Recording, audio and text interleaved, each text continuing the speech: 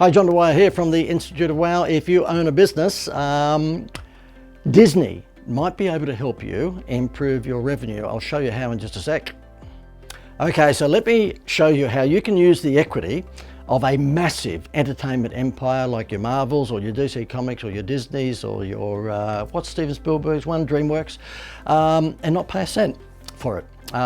Because if you were to give away a BMW car in a contest, you don't have to get BMW's approval. You're giving away a BMW car. Now what's happening there is that you're exploiting the equity of the fact that it's a big brand, BMW, but you're not having to pay anything for it. You're giving away a BMW.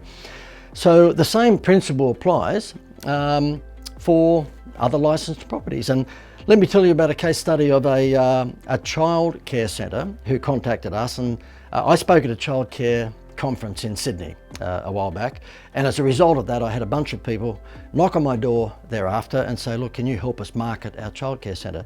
This particular one was an upmarket childcare centre that was relatively new, and they were charging, let's say, above tariff. They were charging, say, $130 a day, whereas most of the other competitors were charging $90 or $100 a day. But they were quite prestigious, and they had all sorts of bells and whistles that, in their minds, justified the $130 a day. And they said to me, look, we're copying it from some competitors who've decided to drop their prices. In other words, drop their pants, and we're losing a few, price sensitive clients. And so therefore they're going, okay, well, you're $130 a day, but the guy down the road has come in at $95 a day. I'm sorry, I'm going to have to leave. And they said, so for all the marketing that we're getting new clients in, we get them in and they love what we're doing, but the guy down the road is really stealing our customers through price discounting. I said, okay, so what do you think you should do? They go, oh, we've got to cut our prices. I said, no, don't cut your prices, all right? If you get into that war, it's just a race to the bottom. We all know that, okay? You do not want to get into price discounting because it takes your brand from the penthouse to the shithouse without taking the elevator.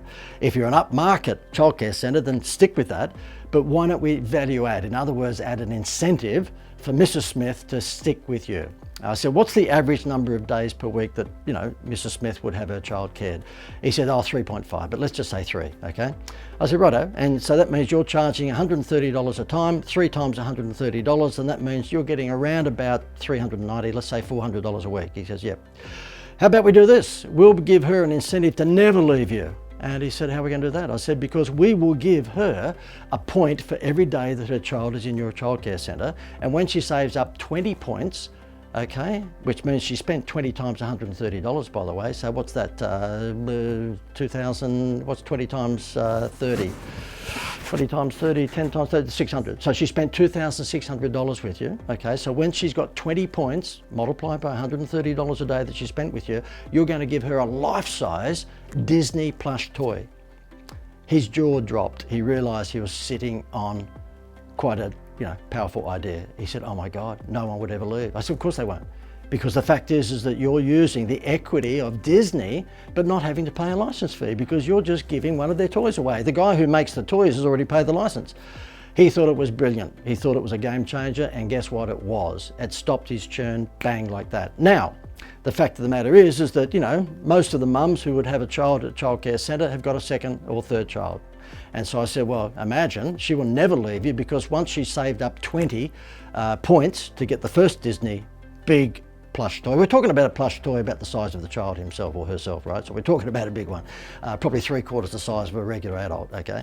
So it's spectacular. And by the way, so you know how the mathematics work on this, if he gets them to spend 20 days at $130 a day, and so therefore he ends up with about $2,500, these plush toys, I gave him the contact in Sydney of a wholesaler where he can get them for about $200 to $250 depending upon which character it was.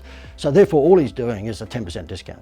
He's turning what would be a $250 on $2,500 spend, which would be a 10% discount. He's giving that $250 to the plush toy company who just gives him a Disney plush toy, okay? Simple as that. Can you imagine if he had price discounted and said, oh, we're going to have a 10% discount, so we're not $130 now, we're $115, then no one's going to come to him. That's not going to make any difference. But this, bang, stopped his churn immediately. So therefore, if Mrs. Smith had a second or third child, guess what? She'd make sure that whoever was in daycare was staying there forever, because every time she got another 20 points, she got another plush toy. by, you know, probably 6 months, she would not have room in her house for her children anymore. She'd have Winnie the Pooh and Goofy and Donald and Mickey and the whole crew. It went nuts. It went crazy. And steal the idea if you like to, because it doesn't work just for childcare centres. Look, I come from a background of Woolworths. I've been involved in putting a lot of Westfieldy style shopping centre promotions together. I've come from a pretty good retail training background. And when I was with Woolworths, I was there when we had the collect the stamps to get the cookware and the glassware and all of that. It's called continuity promotions. And it's also called incentive-based marketing.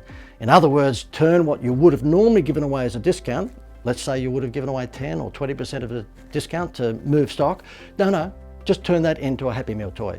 Turn it into a Disney plush toy, okay? Turn it into dinner for two at a plush restaurant.